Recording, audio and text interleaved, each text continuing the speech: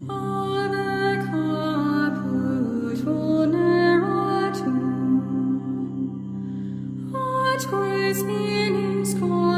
po ng pinaglingkuran ko ito, magaan po ang pamumuhay namin. Na ako dati laging may nararamdaman. Sa awa ho ng Diyos, mula ho nung naalagaan ko to, yung mga nararamdaman ko po, gumaan. Kaya nagpapasalamat po ako na nakilala ko din po sila, ma'am. Malaking tulong din po sila sa akin, lalo't na nung sinabi niya na paglingkuran mo si mahal na Birhen Soledad. Tuwing ipoprosesyon po itong mahal na Birhen, pag Lunes Santo po, andito kami.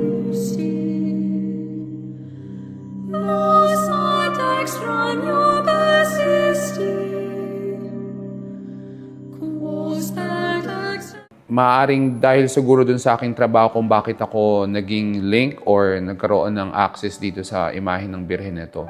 According sa mga history or information, ang imahe na ito ay tinatayang mahigit 300 taon na.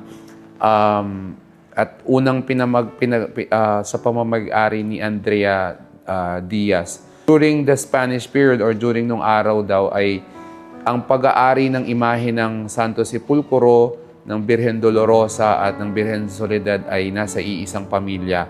At ito ay yung Diaz Diamante. Noong araw daw, iisa lamang ang katawan ng Birhen Soledad at Dolorosa na kapag Miyerkules Santo, ang ulong ito ang ginagamit para sa prosesyon at pagdating ng Biyernes Santo at Pasko ng Pagkabuhay, papalitan ng ulo at ito ang ilalagay ang ulo ng Dolorosa o yung nasa mga diamante ngayon.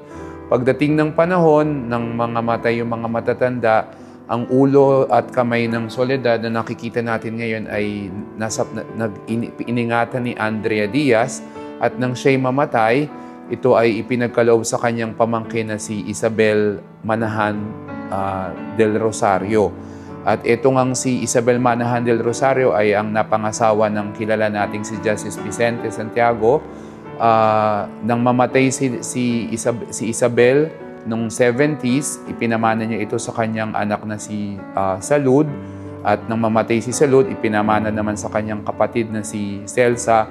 At sa ngayon, ang kasalukuyang tagapangalaga o sa 5th generation ay si Lilia Santiago Cordero na siyang kasalukuyang namamahala at nag-iingat ng imahe na ito. Kung ating babalikan, ang imahe ng Soledad na ito ay itinuturing na isa sa pinakaantigo at matandang imahen. Sang-ayon sa sabi ni Mrs. Lilia Cordero, ang katawan ng Birhen ay gawa ni Maximo Vicente noong mga unang panahon pa. According kay Ma'am Lilia, mula nang ipasa ito sa kanyang ina na si Isabel, hanggang sa ngayon ay wala pa itong nagawang any restoration sa image.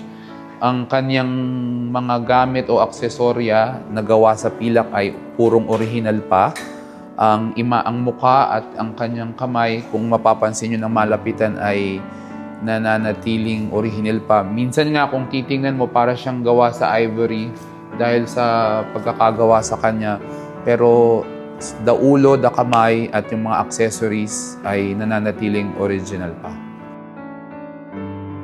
Ako po si Nilda Kasingal. Nakatira po ako sa Banaba, San Mateo, Rizal. Isa rin po sa mga property ni Lita Cordero. Mula po nung inalagaan ko itong mahal na Birhen na Soledad, magaan po ang pamumuhay namin. Lahat po ng kahilingan ko sa kanya po natupad.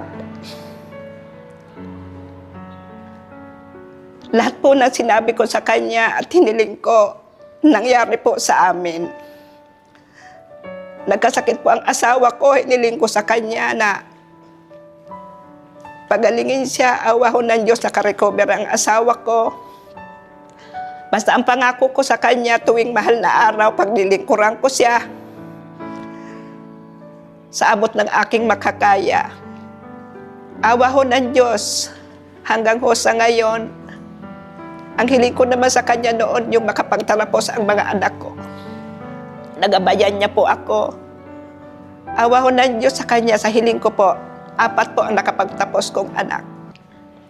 Mula po ng pinaglingkuran ko ito, magaan po ang ang pamumuhay namin na ako dati laging may nararamdaman. Sa awa ho ng Diyos, mula ho nung naalagaan ko to, yung mga nararamdaman ko po, gumaan. Kaya nagpapasalamat po ako na nakilala ko din po sila, ma'am. Malaking tulong din po sila sa akin. Lalo't na nung sinabi niya na paglingkuran mo si mahal na Birhen Soledad. Ang sagot ko nga po sa kanya, hindi ko po yun makakaya. Hindi kakayanin mo kasi may katulong ka naman si Mang Jesus. Tuwing ipoprosesyon po itong mahal na Birhen, pag Lunes Santo po, andito kami. Inaayos namin yung kanyang karo, tapos binibihisa namin. May katulong din po ako ditong ibinibigay si ma'am kasi hindi ko naman po makakayang ako lang po ang maggagawa ng pag-aayos ng karo niya. May isa po dito na isang tauhan na dinadala. Yung paglilinis naman po, yung mga anak ni Mang Jesus na dating katiwala ni ma'am. Tulong-tulong po kami hanggang maayos po ang kanyang karo na maidala siya namin sa simbahan pagdating po ng Martes. Pagdating po ng Martes, dadalhin namin po siya sa Martes po ng umaga, dadalhin namin siya sa simbahan. Matutulog po siya ng isang gabi. Kinabukasan po ng Miyerkules ng umaga, kukunin namin po siya at ilalagay na uli sa karo. Pagdating po ng hapon, ipoprosesyon na po namin siya. Hindi po ako nasumuko. Kahit hindi alam ni ma'am, pumupunta po ako dito para tingnan siya. Linisin itong lugar niya. Tatawag na lang po ako kay ma'am. Ma'am, galing po ako doon. Tinitingnan ko po siya. Hindi po ako sumuko kasi mula nung hinawakan ko po yan, lahat po ng hiniling ko dyan natupad. Hindi man sa ganong kadali, pero unti-unti po din nararamdaman kong natupad.